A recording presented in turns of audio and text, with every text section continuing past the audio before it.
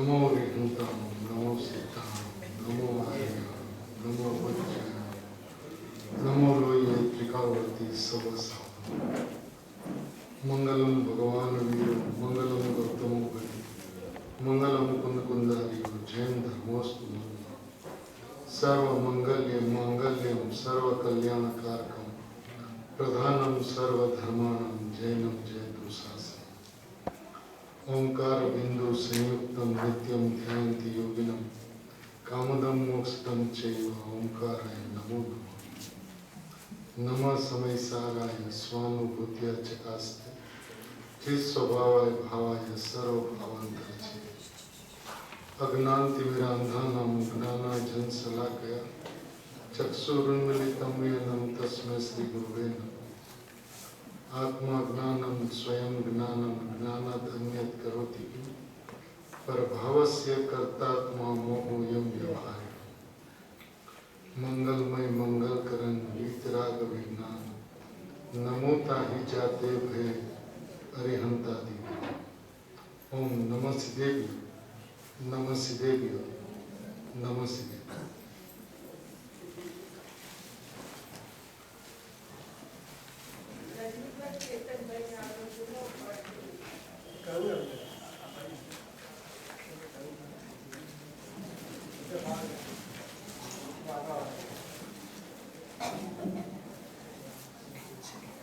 महावीर परमात्मा के जिन शासन में कुनकुन आचार्य भगवान की आमनाई में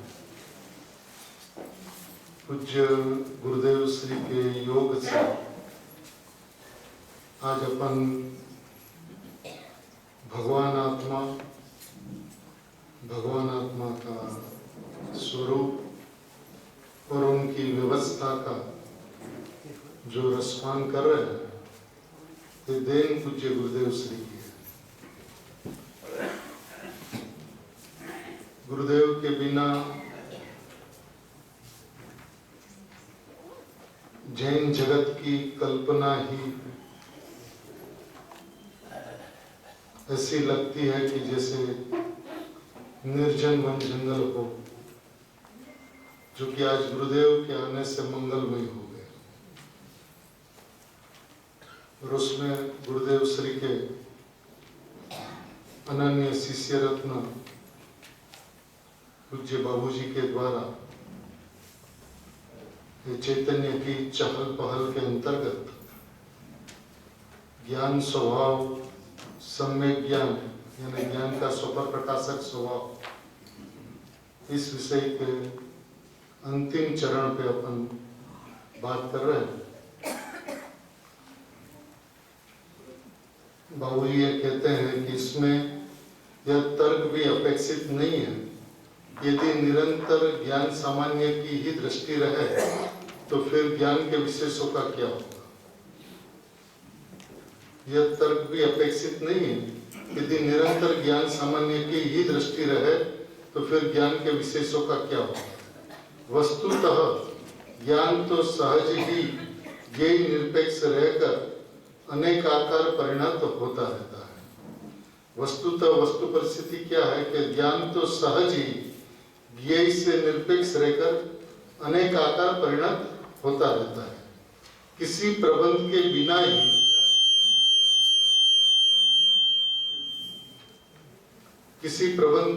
ही वे अनेक आकार ज्ञान में होते रहते हैं। जैसे हमारे घर में झूलते हुए दर्पण में पड़ोस के मकान मनुष्य आदि सहज मौन भाव से प्रतिबिंबित होते रहते हैं। हम उनकी व्यवस्था नहीं करते और दर्पण के वे खंड भाव प्रतिबिंब हमारे प्रयोजन की वस्तु भी नहीं होती। यद्यपि वे हमारे जानने में अवश्य आते हैं, किंतु हमारी अविरल दृष्टि तो अपने अखंड दर्पण पर ही केंद्रित रहती है। यदि हमारी दृष्टि उन खंड भावों और प्रतिबिंबों पर केंद्रित हो जाए तो हम दर्पण की अखंडता को विस्मृत कर दे तो हमें लगेगा कि हमारे दर्पण में तो कोई मनुष्य अथवा मकान प्रविष्ट हो गया।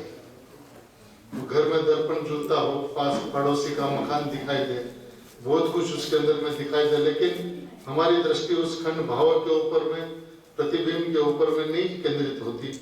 हम तो दर्पण की अखंडता को ही देखते हैं, और यदि उसको हम विस्मृत कर दें तो जाने कोई मनुष्य अथवा मकान प्रविष्ट हो गया हो, ऐसा लगता है, हम विवल हो उठेंगे। किंतु इन अनेक आकारों में भी दर्पण तो ज्यों का त्यों विद्यमान है। यह दृष्टि और प्रतीति निराकुलता को जन्म देती है। जैसी अपनी दृष्टि, कैसी दृष्टि कि दर्पण तो ज्यों का त्यों विद्यमान, दर्पण को कुछ नहीं हुआ, दर्पण अत्यंत अप्रभावित रहा। यह दृष्टि और प्रतीति निराकुलता को जन्म देती है। अज्ञानी मानता है मुझे धन मिला, किंतु वस्तुतः अज्ञानी के ज्ञान को भी धन का एक आकार मात्र मिला, धन तो मिला नहीं है। अज्ञानी धन मिलने की कल्पना से ही हर्षित होता रहता है। इसी प्रकार अग्नि के संयोग में अज्ञानी मानता है कि मैं जल रहा हूं, किंतु वस्तुतः अग्नि ज्वाला ज्ञान में प्रतिबिंबित मात्र हो रही है, ज्ञान तो जल नहीं रहा है। यदि अग्नि से ज्ञान जलने लगे तो अग्नि की उष्णता को कौन जानेगा, किंतु अज्ञानी में जल रहा हूं इस कल्पना से ही विवल हो उठता है। वस्तुतः ज्ञान को ज्ञेय से कुछ भी तो नहीं मिलता है, वह तो अपने उन ज्ञेयाकारों में भी उतना का उतना ही रहता है। ज्ञान जो है वो अपने उन ज्ञेयाकारों में भी उतना का उतना, दर्पण जैसे उतना का ही उतना रहता, उसके अंदर में कोई असर नहीं पड़ता, वो खंड भाव दर्पण में प्रवेश नहीं करते। उसी तरह से अज्ञानी मानता है कि धन मिला, धन नहीं मिला, धन का एक आकार मात्र मिला। सही में तो धन तो मिला ही नहीं, किसी को भी धन नहीं मिलता। धन मिलने की कल्पना से हर्षित होता है, धन जाने की कल्पना से दुखी होता है। तो हर्ष और दुख का कारण उसकी कल्पना है, धन का आना जाना नहीं है। वो आना पुण्योदय से, जाना पापोदय से, उससे उसको कोई अंतर नहीं पड़ता। उसको किससे अंतर पड़ता, तो बस धन मेरे को मिला ऐसी कल्पना हुई, उससे हर्षित हुआ, और चला गया ऐसी कल्पना से दुखी होता है। वो पुद्गल परमाणु का आना और जाना किसी के अधीन नहीं है, किसी की सत्ता में नहीं। कोई रखना चाहे तो रख नहीं सकते, जो अनुभव आज 2 दिन से सब कोई कर रहे हैं। वास्तविकता से देखिए वस्तु की व्यवस्था कितनी स्वतंत्र है, कोई कितना भी चाहे, कैसे भी चाहे रख सकता है। उस परमाणु को जब तक रहने का समय का रहा, जाने का समय आया अपने आप चला गया। ये व्यवस्था स्वाधीन है, स्वतंत्र है, इसमें किसी का कोई अधिकार नहीं है, कोई आदान प्रदान नहीं। वो कल्पना से हर्षित होता है, कल्पना से दुखी होता है। तो धन का आना और धन का जाना उनके अधीन नहीं। अग्नि से ज्ञान जलने लगे तो अग्नि की उष्णता को कौन जानेगा। यदि अग्नि के साथ में ज्ञान भी जलने लगे तो अग्नि की उष्णता को कौन जानेगा। किंतु अज्ञानी में जल रहा हूं इस कल्पना से ही विवल हो उठता है। वस्तुतः ज्ञान को ज्ञेय से कुछ भी तो नहीं मिलता है, ज्ञान को ज्ञेय से कुछ भी तो नहीं मिलता है। तो जो कुछ भी होता हो तो ज्ञान ही ज्ञान है, पानी ही पानी है, बस कुछ नहीं है उसके अंदर में। अब सामान्य का आविर्भाव और विशेष के तिरोभाव की चर्चा चली थी। अब उसमें तिरोभाव माने कि आच्छादित हो जाना। वह आच्छादित हो जाना माने क्या, वो रहता तो वहीं पे, दृष्टि उसके ऊपर नहीं जाती। दृष्टि पानी के ऊपर गई तो सम्यक ज्ञान, और चांद जानने में आता है ज्ञेय के ऊपर दृष्टि, इसको ज्ञेय लुब्धता कही। पानी के ऊपर दृष्टि, उसको अलुब्धता कही ज्ञानी का। तो विधान अत्यंत स्पष्ट है, वह तो अपने उन ज्ञेयाकारों में से उतना का उतना ही रहता है, उसमें कोई अंतर नहीं पड़ता, ज्यों का त्यों रहता है। हमारे दर्पण में प्रतिबिंबित किसी अटालिका से हम अपने को लाभान्वित तो नहीं मानते, और उस अटालिका के दर्पण के ओझल हो जाने पर शोकान्वित भी कहाँ होते हैं। हमारे दर्पण में कोई महल दिखे तो हम हर्षित नहीं होते हैं, और महल ना दिखे तो हम शोकान्वित नहीं होते। हुआ क्या, इस परिस्थिति में हर्ष या शोक तो किसी बालक का ही कार्य हो सकता है। यदि वो मकान दिखे, महल दिखे, तो हर्षित होता है तो बालक का कार्य है। अरे मकान चला गया, अरे मकान आ गया तो हर्षित, चला गया तो दुखी, शोकान्वित, तो बालक का कार्य हो सकता है। किंतु यह दृष्टि तो हमें निरंतर ही वर्तती है। और ये दृष्टि है हमारे पास, हम नहीं होते शोकान्वित। महल चला गया तो शोकान्वित नहीं होते, दिखता तो हर्षित नहीं होते। फिर ज्ञान के संबंध में ही ऐसा क्यों नहीं होता? प्रश्न यहाँ पर है। क्योंकि ज्ञान के अंदर में भी ये सारा लोग जानने में आता है, तो हम ज्ञाकारों के अंदर में क्यों लुब्ध हो जाते हैं? पर जानने में आता है उसमें क्यों हर्षित हो जाते हैं? ऐसा अज्ञान का जन्म क्यों होता है? हमारे घर में स्वच्छ दर्पण झूल रहा है और हम यह भी जानते हैं कि उस दर्पण में जगत के अनेक पदार्थ भी प्रतिबिंबित होते हैं, किंतु हमारे दर्पण में क्या क्या प्रतिबिंबित होता है यह हमारी दृष्टि का विषय नहीं होता। अब दर्पण के अंदर में बहुत कुछ झलकता है, हमारा क्या विषय रहता है उसमें क्या क्या झलकता है? वरन उन प्रतिबिंबों के प्रति सदा हमारा उदासीन भाव ही प्रवर्तित होता है। जो भी प्रतिबिंबित होता हो वह दर्पण का स्वभाव ही है। दर्पण के स्वच्छ स्वभाव का विश्वास हमें यह विकल्प ही नहीं उत्पन्न होने देता कि उसमें क्या क्या प्रतिबिंबित होता है।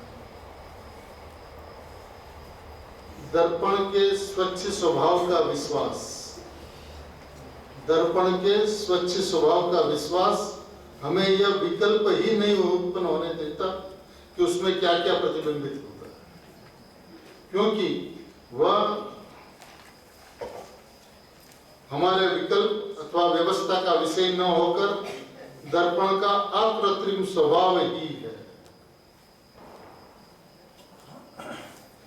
क्योंकि ये व्यवस्था, ये विश्वास हमारे भीतर है कि दर्पण के अंदर में जो कुछ भी होता है वो दर्पण की स्वच्छता है, और जो कुछ भी झलकता है हमारी व्यवस्था का विश्वास, व्यवस्था का विषय न होकर दर्पण का अकृत्रिम स्वभाव ही है।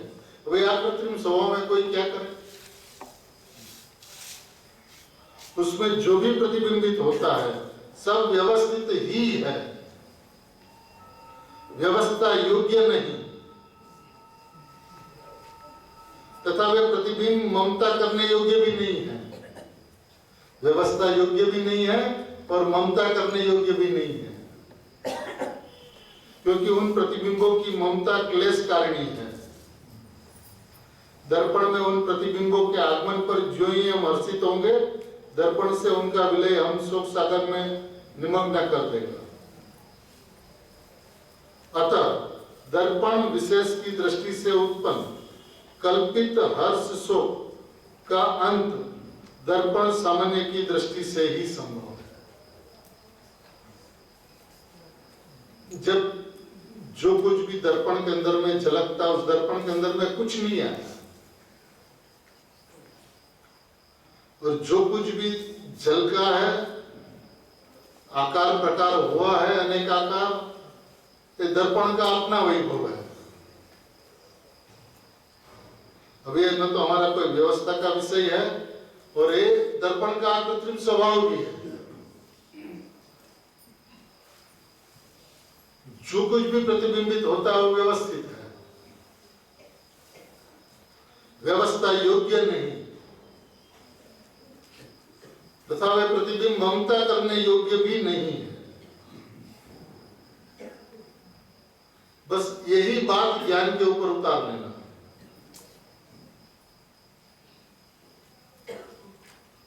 अतः दर्पण विशेष की दृष्टि से उत्पन्न कल्पित हर्षोक का अंत दर्पण सामान्य की दृष्टि से ही संभव है, अन्य कोई पथ नहीं, अन्य कोई मार्ग नहीं।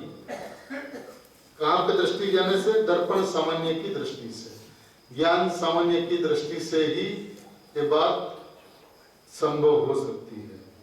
इसी प्रकार अब ज्ञान में सारी बात उतारते हैं। इसी प्रकार ज्ञान में प्रतिबिंबित अनेक ज्ञेयाकार रूप ज्ञान के विशेषों में यद्यपि ज्ञान सामान्य की ही व्याप्ति है, ये की व्याप्ति नहीं।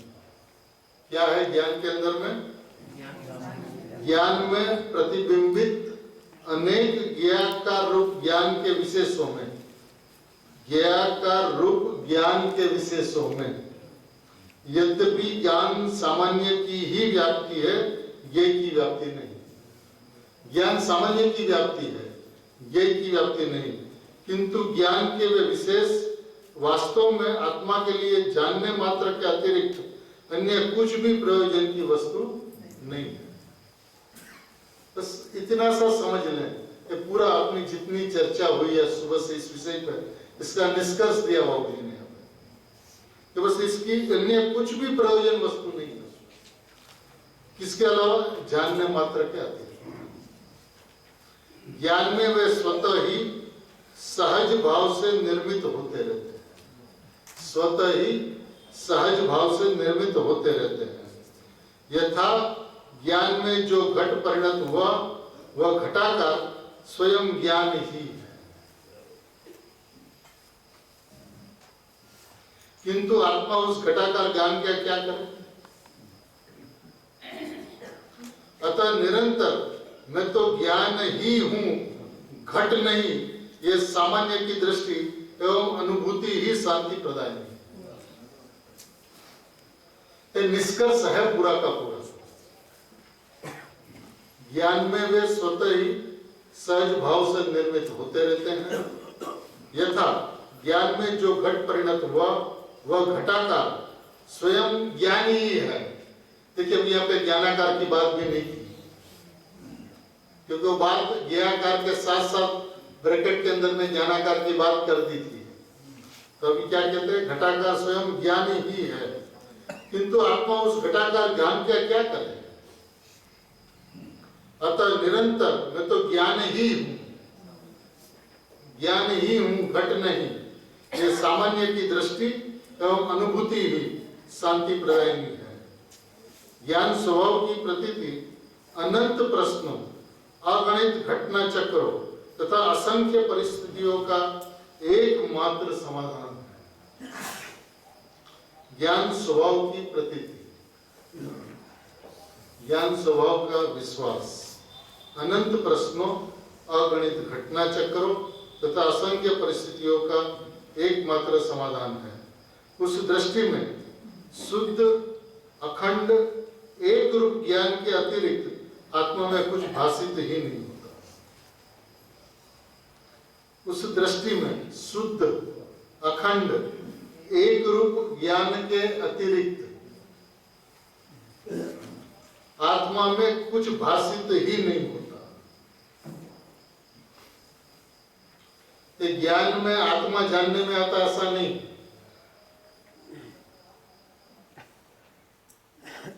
क्या आता है? शुद्ध अखंड एक रूप ज्ञान के अतिरिक्त आत्मा में कुछ भाषित नहीं होता। ज्ञान आत्मा है, आत्मा के अतिरिक्त कुछ भाषित नहीं होता। मैं तो ज्ञान का ध्रुव तारा हूं, इसमें आत्मा के साथ देह कर्म और राग का संबंध भी कहां रहा? राग तो आत्मा और कर्म की संयोगी दृष्टि में भाषित होता है। जैसे जल को कीच के साथ देखने पर मलिनता अनुभव में आती है, किंतु शुद्ध जल स्वभाव के समीप जाकर देखें तो जल में कीच कहां है?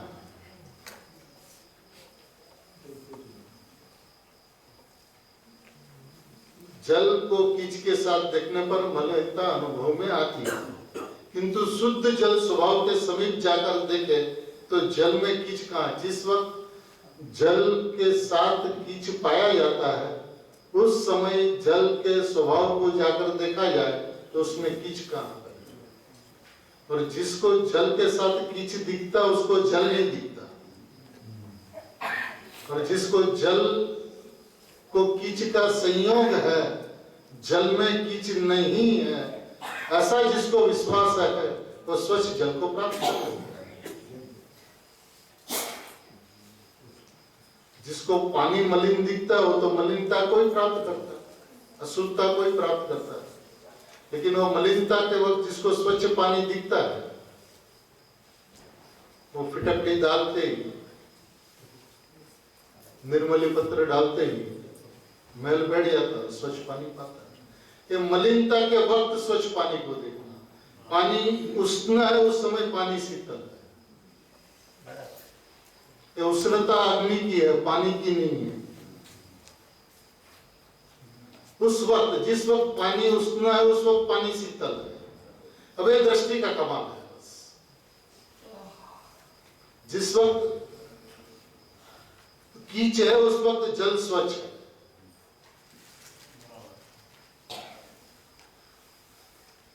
जल के कीच के साथ भी जल ही है। इस प्रकार कर्म और आत्मा की संयोगी दृष्टि में आत्मा में राग द्वेष पुण्य पाप दृष्टिगत होते हैं, किंतु शुद्ध ज्ञान स्वभाव की समीपता में ये चला नहीं जाता कहीं पे कुछ भी। जो भी प्रतिबिंबित होता है वो कभी प्रतिबिंबित होना बंद नहीं होगा। दृष्टि वहां से हट गई। आया था कहां पे? दृष्टि के अंदर में। वास्तव में कुछ नहीं आया था। अब जब दृष्टि सही हो गई तो वस्तु पा गई। किंतु शुद्ध ज्ञान स्वभाव की समीपता में ज्ञान में न राग है, न द्वेष है, न पुण्य है, न पाप है, न देह है और न मन वाणी है। शुद्ध ज्ञान स्वभाव की समीपता में जाकर देखे तो ज्ञान में क्या है? ज्ञान में ज्ञान है। ज्ञान में क्या है? ये कुछ नहीं। ज्ञान में कुछ नहीं है। सामान्य है, स्वभाव है। अब स्वभाव के अंदर में पर पदार्थ कैसे आ जाए? पानी में चंद्र कैसे आ जाए?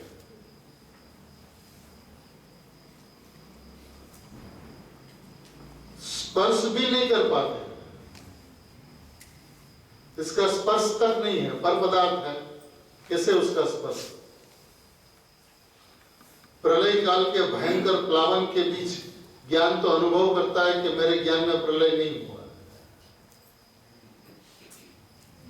मैं तो प्रलय का भी ज्ञाता ही हूं। प्रलय के द्रव्य ज्ञान में, प्रलय के द्रव्य ज्ञान में प्रतिबिंबित होते हैं, किंतु ज्ञान प्रलयाकार होने पर भी ज्ञान में प्रलय का प्रवेश नहीं होता। प्रलयाकार तो हुआ लेकिन प्रलय का प्रवेश नहीं होता। ज्ञान अक्षुण्ण रहता है। जैसे सागर को समर्पित पुष्पहार, सागर को समर्पित पुष्पहार फूल अथवा प्रहार सागर के वक्ष में चित्रित मात्र ही रह जाते हैं, और सागर रोष अथवा तोष की विषम अनुभूतियों से शून्य एक रूप ही रहता है। कुछ भी नहीं होता उसमें, एक रूप ही रहता है। तो फूल रोष हो या तोष हो, सागर को कोई फर्क नहीं पड़ता। इसी प्रकार विश्व का सर्वस्व ज्ञान में प्रतिबिंबित होने पर भी ज्ञानी उन संपूर्ण विशेषों का तिरोभाव करके, माना वहां से दृष्टि हटा के मैं त्रिकाल ज्ञान ही हूं, विश्व नहीं, इस शुद्ध ज्ञान का ही चिरंतन सचेतन करता है। तो हटाना नहीं है, किसी को भी हट नहीं सकता, लेकिन दृष्टि हटानी है। मैं यह हूं, मैं ज्ञान हूं, मैं ज्ञायक हूं, तो ज्ञान ही हूं, मैं त्रिकाल ज्ञान ही हूं। ऐसी जहां स्वभाव के ऊपर दृष्टि गई तो स्थिरता हो।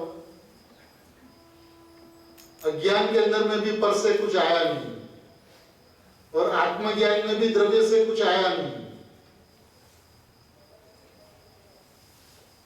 बस ज्ञान में ज्ञान रहा, ज्ञान को ज्ञान का ज्ञान रहा, ज्ञान को ज्ञान का आनंद रहा, ज्ञान को ज्ञान की अनुभूति रही।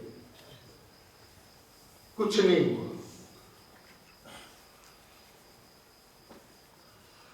बस वहां पे मैं ज्ञान और ज्ञायक ये विभाग समाप्त हो गया। अभेद ज्ञाता, अभेद ज्ञाता, उसी का नाम मोक्ष मार्ग है।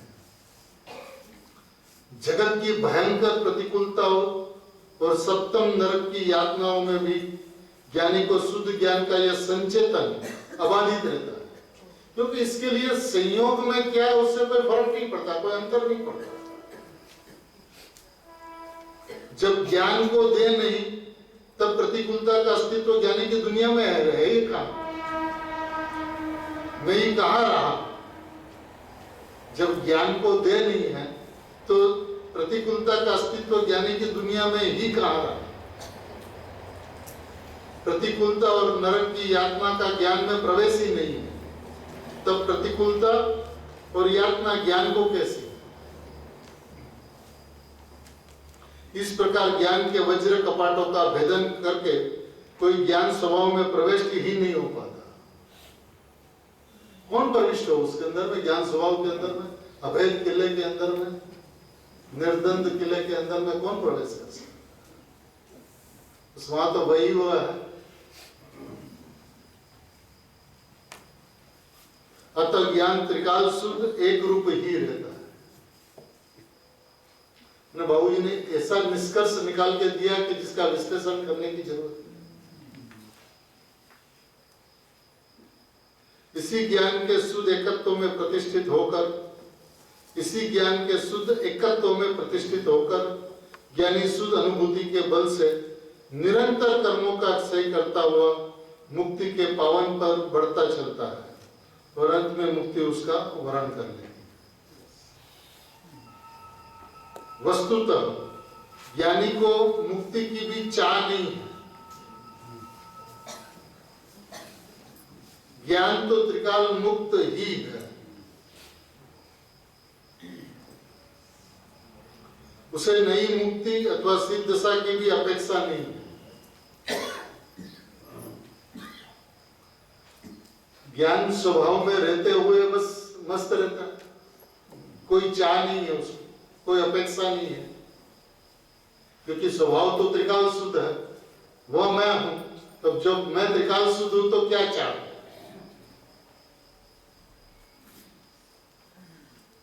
चाह तो जो कम हो उसको चाहिए, जिसमें कमी हो उसको और चाहिए, लेकिन जो स्वयं त्रिकाल शुद्ध है उसको क्या चाहिए? ज्ञान तो जगत के द्रव्य क्षेत्र काल भाव से सदा ही मुक्त पड़ा है। देखिए पूरा का पूरा ज्ञाकार, ज्ञानाकार, ज्ञान ज्ञायक का पूरा स्वभाव, उसकी पूरी व्यवस्था बतलाकर वो बस त्रिकाल शुद्ध ज्ञायक मात्र मैं ही हूं ऐसा विश्वास हुआ, अनुभूति हुई। लेकिन वो अनुभूति होती है किसके बल से? अनुभूति करनी उस बल से नहीं होती। तो त्रिकाल शुद्ध स्वभाव में हूं इस बल से होती है। तो जो हुआ उसके प्रति उसकी कोई चाह नहीं है, वो अनुभूति का आनंद लेता है। लेकिन मैं त्रिकाल मुक्त हूं ऐसा मानता, ऐसा जानता तो अनुभूति होती।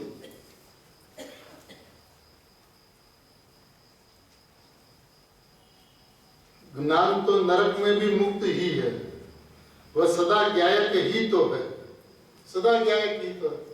कौन सा नरक और कौन सा स्वर्ग, कोई अंतर नहीं पड़ता। इससे अतिरिक्त अन्य कुछ भी कल्पना उसके प्रति व्यर्थ है। कोई सुगनी जी कहता है कि निगोद हो या मोक्ष, मेरे को कोई अंतर नहीं पड़ता। उसलिए कहते विकल्प या निर्विकल्प की परवाह मत कर, स्वभाव को देख। ज्ञान स्वभाव का वर्णन है, तो ज्ञान स्वभाव को देखा तो सम्यक ज्ञान हो गया। इसलिए हेडिंग ये ज्ञान स्वभाव सम्यक ज्ञान।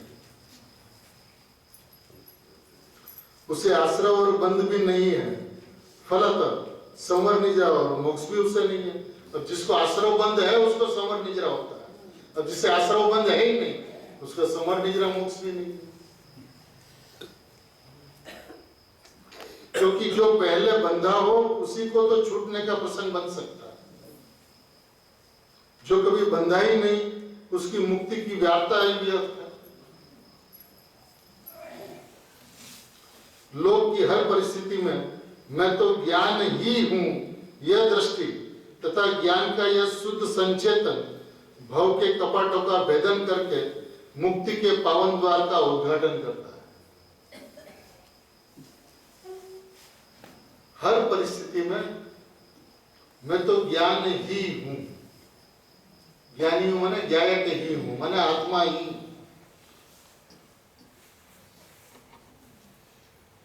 यह दृष्टि हर परिस्थिति में, यह दृष्टि कौन सी दृष्टि? मैं ज्ञान ही हूं, यह दृष्टि तथा ज्ञान का यह शुद्ध संचेतन भव के कपाटों का भेदन करके मुक्ति के पावन द्वार का उद्घाटन करता है। यही दृष्टि लोक मांगल्य की अधिष्ठाती है, जिसमें पर्याय दृष्टि के संपूर्ण क्लेश का अंत हो जाता है। पर्याय दृष्टि के संपूर्ण क्लेश का अंत हो जाता है। विषमतम परिस्थिति में भी आनंद के मुक्ता बिखेर कर भाव प्रसूत चिर दरिद्रता का अंत करके शांति का कोष खोल देने वाली शुद्ध ज्ञान की यह प्रतीति एवं अनुभूति चिर जयवंत वर्ते, चिर जयवंत वर्ते।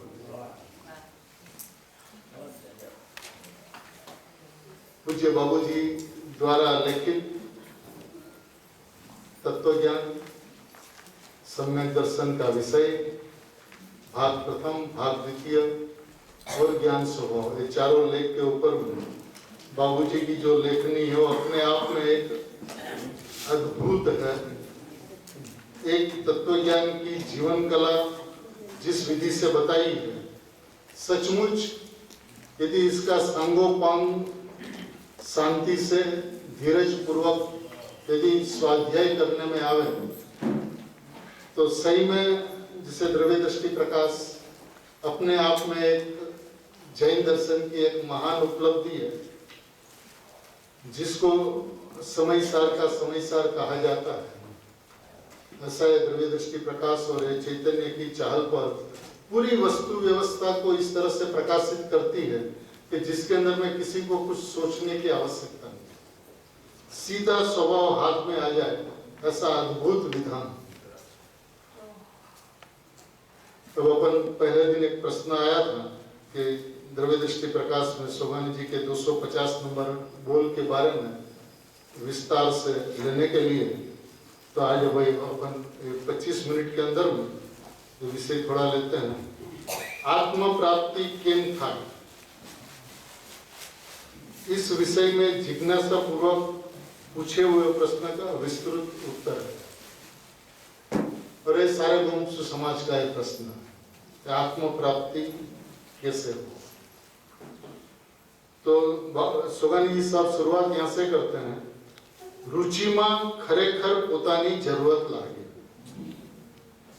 मैंने सबसे सर्वप्रथम में प्रथम बात यह है कि स्वभाव की रुचि में अपनी जरूरत लगे, क्योंकि आज तक उसको अपने स्वभाव की जरूरत महसूस नहीं हुई। मैंने जिस जगह पे है वहां पे दुख लगे, गुरुदेव श्री ऐसे कहते थे कि 4 गतियों का दुख लगे, 4 गतियों का परिभ्रमण का थकान लगे, बस अब ये बस हो। अमृतचंद्र आचार्य भगवान जी से श्लोक लेते, तारु अपद छे अपद छे, ज्ञाय तारु पद छे पद छे। तो आत्मा अपना पद लगे, अपना स्थान लगे और उसकी सही में जरूरत लगे कि अब मैं आत्मा के बिना रह नहीं सकता। जो सुगानी जी को प्रश्न पूछा गया कि आपको आत्मा की अनुभूति पहले आपकी अंतरंग स्थिति क्या थी, तो क्या जवाब दिया, या देह छूट जाएगा या विकल्प टूट जाएगा। चाहे तो देह छूट जाए या तो विकल्प टूट जाए, दो में से और कुछ होने वाला नहीं है। उन्हें इतनी स्वभाव की तीव्रता और उग्रता रहती है, स्वभाव के अलावा और कुछ पोसाता नहीं है जिसके अंदर, उसको रुचि कहते हैं। क्योंकि देखिए ऐसा नहीं है आत्मार्थियों को रुचि नहीं है, रुचि नहीं होती तो स्वाध्याय नहीं करते, रुचि नहीं होती तो गुरुदेव की वाणी नहीं सुनते, रुचि नहीं होती तो चिंतन मनन नहीं करते, रुचि तो है। तो गुरुदेव श्री को एक प्रश्न पूछा गया था कि साहब अमने आत्मा तो बहुत गमे છે, પણ ઘણો પ્રયત્ન કરવા છતાં પણ આત્માનો અનુભવ નથી થતો, તો શું કરું? તો ગુરુદેવ શ્રી का उत्तर यह था कि તમને બધાને આત્માની રુચિ છે એ તો સારું છે।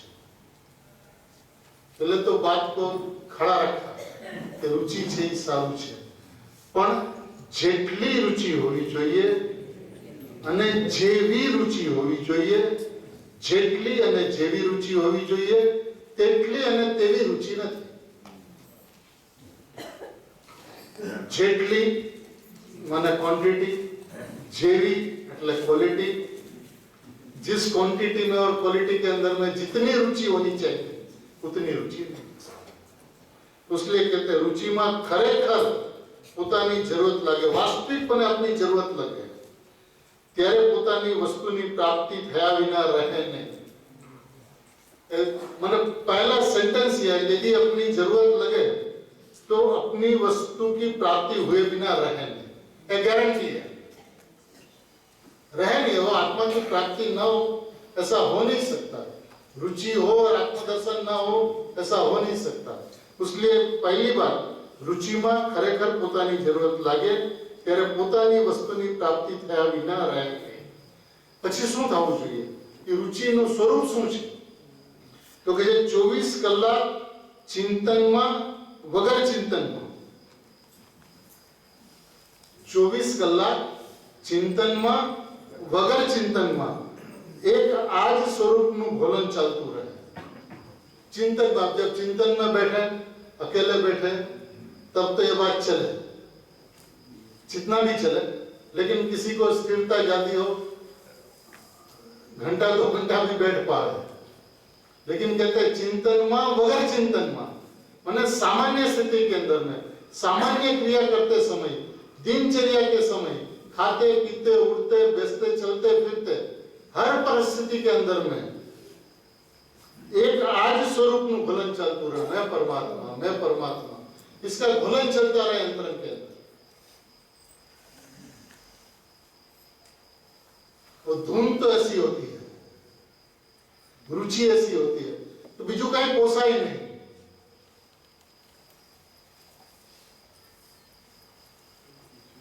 जे विषयनी रुचि होय छे ते विषय सैकड़ों बाह्य कार्य करवा छतां पण चालू ज रहे छे। जिस विषय की रुचि होती है वो सैकड़ों बाह्य कार्य चलता रहे, लेकिन जिसकी रुचि होती है वो कंटिन्यूअस चालू रहता है।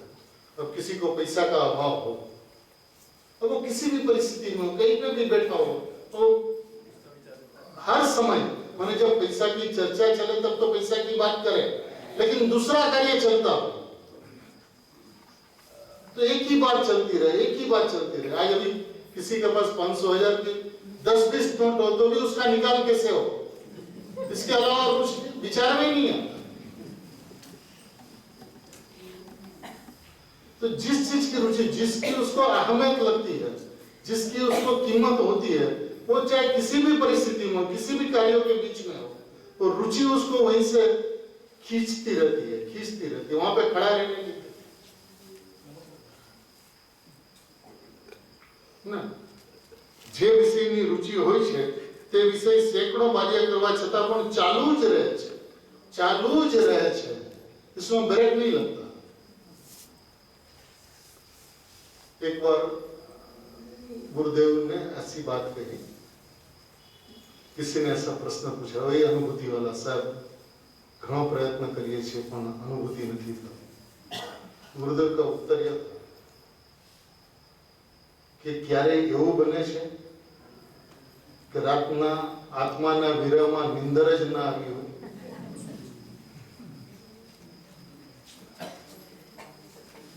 सुई गयो होय तो भर ऊंघमां सफाळो थई गयो, मारो आत्मा क्यां छे, एवुं थयुं छे।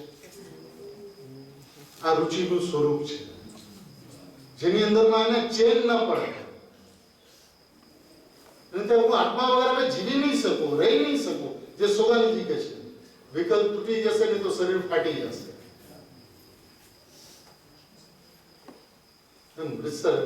સફાળો ઉભો થઈ જાય, તમારો આત્મા ક્યાં છે, ભર ઊંઘ, રાત્રે નિંદર જ ના આવી હોય, તમારો આત્મા ક્યાં છે। કોઈ કુટુંબીજન, કોઈ વાલું, કોઈ વડીલનો વિરોધ થાય તો કેટલા દિવસો સુધી એના માટે ઝૂરતો હોય। એવું આત્મા માટે ક્યારેય થયું છે કે મારો આત્મા ક્યાં છે? વીરા અને રુચિનું સ્વરૂપ, જેની તમને ખોટ સાલે એના વગર તમે જીવી ન શકો, અને એના વગર બીજું કઈ પોસાય નહીં।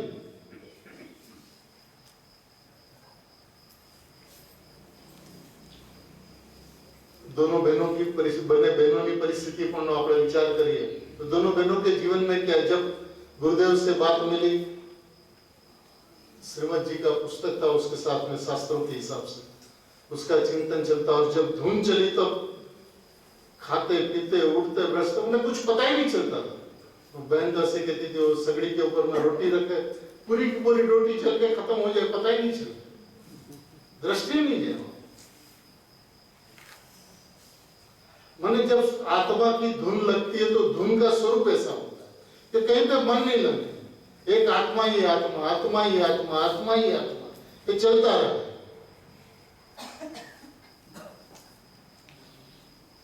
બહારનો ઉપયોગ ઉપર ઉપર ચાલે છે, તેમાં જાગૃતિ હોતી નથી। એને ઉપર ચાલવા માટે ચાલે છે, પણ એમાં રુચિ નથી હોતી, એમાં જાગૃતિ નથી હોતી, એમાં સાવધાની નથી હોતી, ઉપર ઉપર ચાલતો રહે છે। જે વિષયની રુચિ હોય છે તેમાં જ જાગૃતિ રહે છે।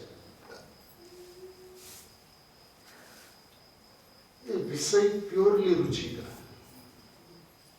रुचि हो तो महिमा आवे ही आवे, और महिमा आवे तो एकत्व होवे ही होवे, और एकत्व होवे और तो अनुभूति होवे ही होवे।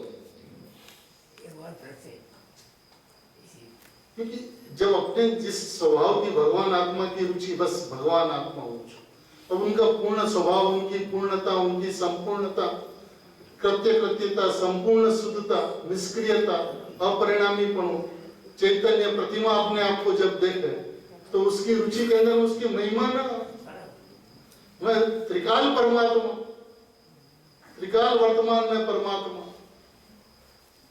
अब रुचि हो तो उसकी महिमा आवे ही आवे, और महिमा आवे तो एकत्व होवे ही हो, और एकत्व होवे तो अनुभूति होवे ही। कोई रोक नहीं सकता उनकी अनुभूति को,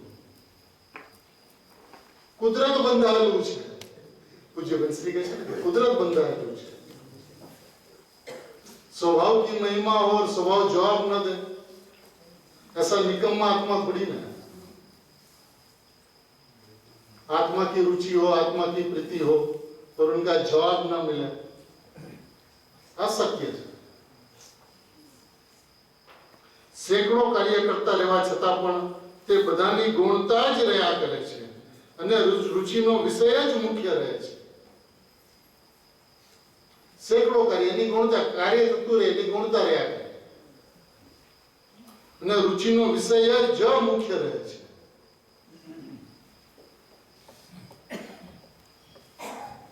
હવે પેરેગ્રાફ કરીને વાત આગળ કરે છે।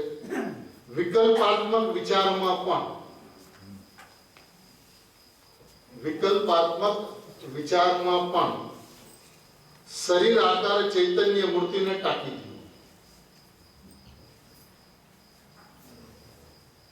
विकल्पात्मक विचार में पण भले विकल्प हो, विकल्प के अंदर में भी किसको टांग देना? चैतन्य मूर्ति को, उसको टंकोत किरण कर देना, चैतन्य मूर्ति को टंकोत किरण कर देना, उन्हीं को टांग दो। चैतन्य मूर्ति, चैतन्य मूर्ति, मूर्ति मूर्ति प्रतिमा, चैतन्य प्रतिमा को टंकोत किरण कर दो। मैं यार सुगनी साहब जो कहते हैं पलाटी वाली ने बेसी गया,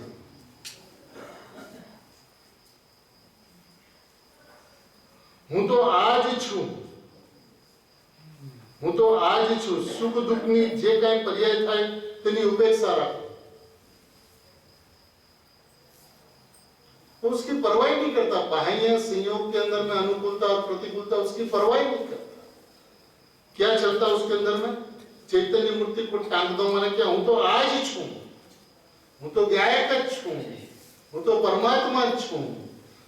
सुगानी जी ने प्रश्न पूछो कि शू चालू है, तो मैं चैतन्य निष्क्रिय प्रतिमा हूँ, ये 12 पूर्व का सार है।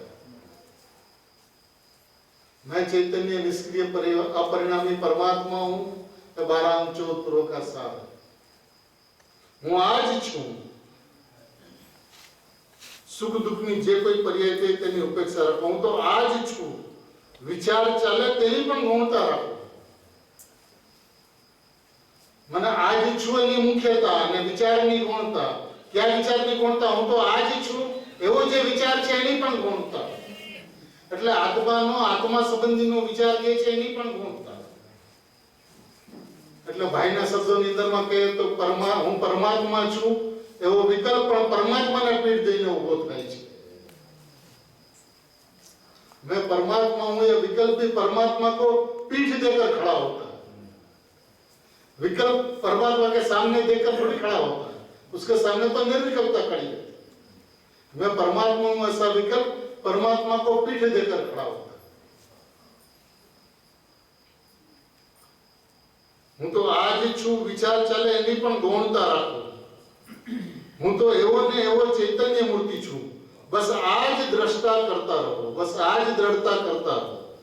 હું તો એવો ને એવો, એવો ને એવો, એવો ને એવો, એવો અનાદિ અનંત એવો ને એવો ચૈતન્ય મૂર્તિ છું। આજ દ્રઢતા કરતા રહો, આ દ્રઢતા કરતા રહો, આ વિશ્વાસ કરતા રહો, આ યથાર્થ નિર્ણય કરતા રહો, આ પાકો નિર્ણય થતો રહો। બીજી કોઈ વાત નહીં, એક જ વાત જો કેટલી વખત હું તો આજ છું, હું તો આજ છું, હું તો ચૈતન્ય મૂર્તિ છું, હું તો એવો ને એવો ચૈતન્ય મૂર્તિ છું। એકની એક વાત ચાલવી જોઈએ અને એને દળતા દળતામાંથી દળતમ દ્રઢતા દળતમ દ્રઢતા દળતમ એકદમ પાકું પાકું પાકું પાકું એક ને એક વાત 24 કલાક ચાલ્યા કરે। ચિંતન અને વગર ચિંતન, હિન્દીમાં છે ચિંતન और बेचिंतन। સાંભળવું, શાસ્ત્ર વાંચવું વગેરે બધાની ગૌણતા થવી જોઈએ।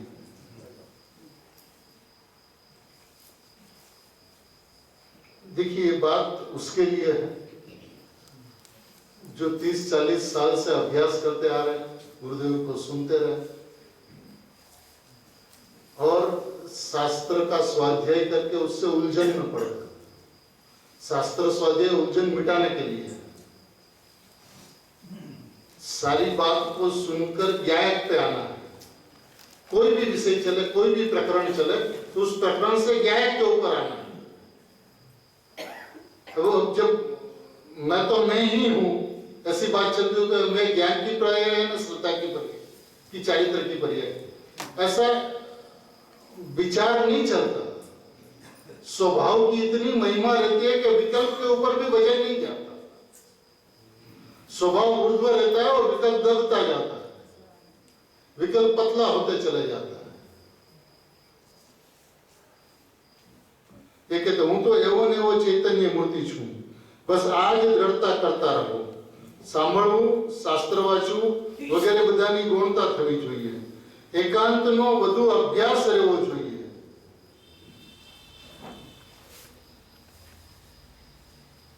ગઈકાલે પણ આપણે વાત થઈ હતી કે આનું ઇમ્પોર્ટન્સ છે જીવનની અંદરમાં। एकांतની અંદરમાં વધુ અભ્યાસ, एकांत अकेला बैठ के अपने साथ बात करें।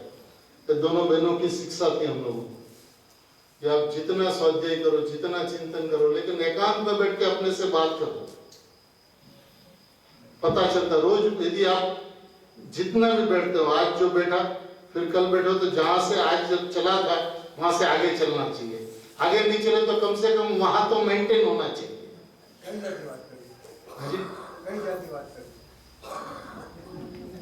आज જે વાત કરવાની કે છે હું તો એવો ને એવો ચૈતન્ય જ છું એવી જાતની વાત કરવી, એનો વિશ્વાસ કરવો, એનો નિર્ણય કરવો, એનું શ્રદ્ધાન કરવું, એનું એકત્વ કરવું। પર કારણ કે એને પર સાથેનું એટલું બધું એકત્વ છે ને કે સ્વભાવ સાથેનું એકત્વ નથી થઈ શકતું અને એ સ્વભાવનું એકત્વ કરવા ચાહે છે તો સમ્યક દર્શન થાય માટે કરે છે। તો આ બધા એના અંતરંગના દોષ છે જેને સ્વભાવ સુધી પહોંચવા નથી દેતા। તેની સ્વભાવ વિશેની જાગૃતિ એવી હોવી જોઈએ કે જેની અંદરમાં ચૈતન્ય સ્વભાવની જ મુખ્યતા રહે। એ પર્યાયની આગળ ન કરે, પર્યાયની મુખ્યતાના અભિપ્રાયની અંદરમાં હું જ છું, હું જ છું, હું જ છું। તો એ ચૈતન્ય ત્રિકાળ ધ્રુવની ધ્રુવતાની વાત છે, ચૈતન્ય સ્વભાવની વાત છે, પરિપૂર્ણ ત્રિકાળી ધ્રુવ તત્વની વાત છે, જ્ઞાયકની વાત છે, જ્ઞાન તે આત્મા એની વાત છે। અને ક્યાંય પણ આ બધું કાર્ય એટલે કરું કે સમ્યક દર્શન થાય, મોક્ષ માર્ગનો જન્મ થાય, પરિપૂર્ણતાને પામવું માટે આ કરે છે, તો એના અભિપ્રાયની અંદરમાં ખોટ છે। એના અભિપ્રાયની અંદરમાં પર્યાયની મીઠાશ છે, પર્યાયનું એકત્વ છે। તો એ પરિસ્થિતિની અંદરમાં દ્રવ્યનું એકત્વ ન થઈ શકે।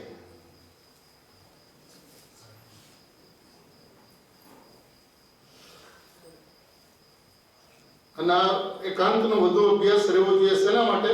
જેથી સ્વરૂપ ગોલન વધે. જેટલું સ્વરૂપ ગોલન વધશે એટલી એની ઉર્ધ્વતા રહેશે. જેટલું પાકું થશે એટલું ઉર્ધ્વતા રહેશે. ઈ નહીં મેં એ ચાલતું રહેશે. બધા કાર્ય બહારમાં જેમ ચાલતા છે એમ ચાલશે, અને અંદરમાં ભેદ જ્ઞાન ચાલતું રહેશે. એક સમય એવો આવશે કે પ્રવૃત્તિમાં એ પોતે ક્યાંય હશે જ નહીં. સોગાનીજી કે જ્યારે બિલકુલ એકાંત નથી મળતું ત્યારે ઓફિસની અંદરમાં જ હું એકાંત મેળવી લઉં છું.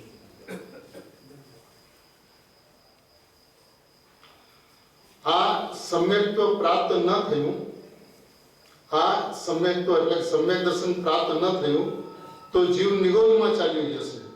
એમ નિગોદના ભયથી પોતાનું કાર્ય કરવા ચાહે જે યથાર્થ નથી. સમ્યક દર્શન નહીં થાય તો નિગોદની અંદરમાં ચાલ્યો જશે. હવે આ નિગોદથી બચવું હશે તો આ કાર્ય તો કરવું જ પડશે. આત્મદર્શન કર્યા વગર તો પરિપાટી તો ચાલે છે. 2000 સાગર પછી નિયમથી નિગોદમાં છે. તો આ તો પછી આ કામ નહીં કરીએ તો આ તો થશે. એટલે એ સંસારના ભયથી, નિગોદના ભયથી આત્માની પ્રાપ્તિ છે. એ વાત યથાર્થ નથી. સંસાર ભયથી હું પરમાત્મા છું એમ વિચાર કરે તો કે છે એ યથાર્થ નથી. પરંતુ અભિપ્રાયમાં નિગોદની અવસ્થા હો અથવા સિદ્ધની, અભિપ્રાયની અંદરમાં શું હોવું જોઈએ? અભિપ્રાયની અંદરમાં નિગોદની અવસ્થા હો અથવા સિદ્ધની, મારો કાંઈ બગાડ સુધાર નથી. નિગોદની અવસ્થામાં મારામાં કાંઈ બગાડ નથી થતો અને સિદ્ધની અવસ્થામાં મારામાં કાંઈ સુધાર નથી થતો. હું તો એક રૂપ રહેનારી વસ્તુ છું. હું અવસ્થા રૂપ નથી. આ બગાડ સુધાર નિગોદની અંદરમાં જે કાંઈ પણ દુઃખ કે સિદ્ધની અંદરમાં જે કાંઈ પણ સુખ એ પર્યાયની અવસ્થાનું સ્વરૂપ છે. હું તો જેવો ને તેવો છું. એક રૂપ ચૈતન્ય સત્તા છું. તો જેને પર્યાયની પણ પરવા નથી, પર્યાયની અંદરમાં નિગોદ હો કે સિદ્ધ દશા હો, મને કોઈ ફરક નથી પડતો. એટલો પર્યાયથી નિષ્પ્રત થઈ જાય તો એને પર્યાય બુદ્ધિ છૂટી કહેવાય. ને પછી હું જ છું, હું ચૈતન્ય સત્તા જ છું, હું નિર્વિકલ્પ સત્તા જ છું એવું ચાલ્યા કરે અને એની અંદરમાં એ જામે ને એવું ઈશ બને. આ વાત કહેવા માટે 36 ફીટનું કલેજું જોઈએ. નિગોદ હો અથવા સિદ્ધ દશા, બંનેમાં એને કોઈ અંતર નથી. એમ કે બંને પર્યાયો છે, બંને ક્ષણિક છે, બંને બદલતી છે, બંને ટળતી છે. પર્યાયનો દ્વેષ નથી એને, પણ એ અવસ્થાની અંદરમાં કાંઈ પણ હોય નથી. મારા ત્રિકાળ સ્વભાવને કાંઈ ફરક પડતો નથી. હું તો એવો ને એવો છું. મારી ચૈતન્ય સત્તા, ધ્રુવ સત્તા, એકરૂપ સત્તા, પરિપૂર્ણ સત્તા, જ્ઞાયક સત્તા, પરમાત્મા સત્તા હું છું. હું છું ભાઈ. મને કોનો ડર? બહારમાં કાંઈ પણ હોય મને એનાથી શું ફરક પડે છે? संयोग काई पण एनाथी शुं पड़े छे। इसलिए वो एक भजन है ना, जान लियो संसार। हाँ, जो नवोद में सो कुछ में तो वही वो समझ आ हमको कछु भय ना रहे जान ये बात तो अपने अंतरंग के अंदर में एक एक आत्माओं का जीवन इस तरह से दबकना है।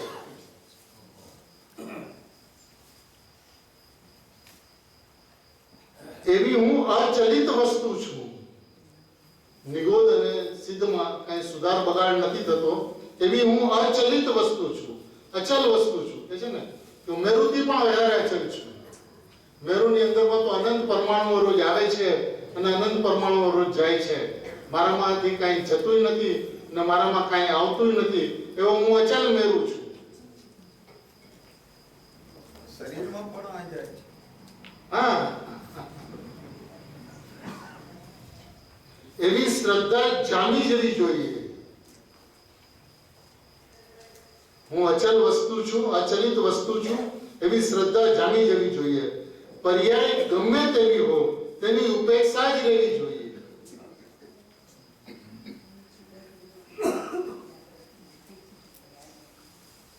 આ આત્મા પ્રાપ્તિ કેમ થાય એવો અંતિમ પ્રશ્નનો વ્યવસ્થિત અદ્ભુત અલૌકિક રીતે એનો ઉત્તર આપવામાં આવ્યો છે કે જેને આત્મપ્રાપ્તિ કેમ થાય એવો પ્રશ્ન જેને થયો છે અને આત્મપ્રાપ્તિનું વિધાન આ છે. આ રીતે જે ચાલે છે એને આત્મપ્રાપ્તિ થાય જ છે. પરદ્રવ્યની સાથે તો કોઈ સંબંધ જ નથી એટલો આ વાતનો તો પક્ષ હોવો જોઈએ. પછી વસ્તુ ત્રિકાળી ધ્રુવ અને પરિણામ ઉત્પાદે એ બંનેના વિચારોનો બધો જ સમય લગાવી દે. પરદ્રવ્યની સાથે એટલે એક દ્રવ્યને બીજા દ્રવ્યની સાથે કોઈ સંબંધ નથી એ વાતનો તો પક્ષ હોવો જોઈએ. એ વાત તો એકદમ પાકી હોવી જોઈએ. પક્ષ હોવો જોઈએ એટલે એ વાત તો એકદમ પાકી હોવી જોઈએ. એ બે દ્રવ્યની વચ્ચે કર્તા કારણ સંબંધ કે કારણ કાર્ય સંબંધ કે કોઈ પણ સંબંધો ન જોવે એ વાત તો પાકી હોવી જોઈએ. પછી જે કંઈ પણ સમય જે છે એને ત્રિકાળી ધ્રુવ અને પરિણામ ઉત્પાદવ્ય એ બંનેના વિચારોની અંદરમાં ઉત્પાદવ્યની વ્યવસ્થા શું, ઉત્પાદવ્યની સતતા શું, ધ્રુવનો સ્વભાવ શું, ધ્રુવનું ત્રિકાળ સતપણું શું, એની અંદરમાં બધો સમય લગાડી દેવો જોઈએ. 24 કલાક બસ આ જ સ્વરૂપનું ઘૂંટણ ચાલવું જોઈએ. 24 કલાક કોઈ બાદબાકી નથી. 2 કલાક 4 કલાક ઓછા નહીં. 24 કલાક આ જ સ્વરૂપનું ઘૂંટણ ચાલવું જોઈએ. પ્રવૃત્તિ ભાવને ગૌણ કરીને આ જ એકની મુખ્યતા હોવી જોઈએ. આ જ પ્રયાસ નિરંતર ચાલવો જોઈએ. એ આત્મપ્રાપ્તિનો સરળતમ સરળ, સુગમમાં સુગમ, સહજમાં સહજ ઉપાય છે. બાબુજીએ પણ કીધું અનુભૂતિ સરળ છે, સરળતમ છે, સરળ છે, કઠિનાઈની કલ્પના જ કઠિનતા છે. અને અહીંયા પણ આ વિધિથી વસ્તુ સ્વભાવનો વિચાર કરવામાં આવે તો આત્મપ્રાપ્તિ સહજ છે, સરળતાથી થઈ શકે એવું છે. પર્યાયની ઉપેક્ષા, દ્રવ્ય સ્વભાવની સર્વાર્પણતા, હું આજ છું એવું ચિંતન, એવું મનન, 24 કલાક પર્યાયની ઉપેક્ષા, સ્વભાવની તીવ્રતા અને ઉર્ધ્વતા રહેતા અનુભૂતિ સહજ માત્રની અંદરમાં થાય છે. બધા સ્વભાવથી ભગવાન આત્મા છે, ત્રિકાળ ભગવાન આત્મા છે. ત્રિકાળ ભગવાન આત્મા પણ જ રહે છે એવો વિશ્વાસ કરી હું ભગવાન છું, હું પરમાત્મા છું એવો નિર્ણય અને નિશ્ચય સૌ કોઈના અંતરંગની અંદરમાં સહજ માત્રમાં થાય એવી મંગલ ભાવના.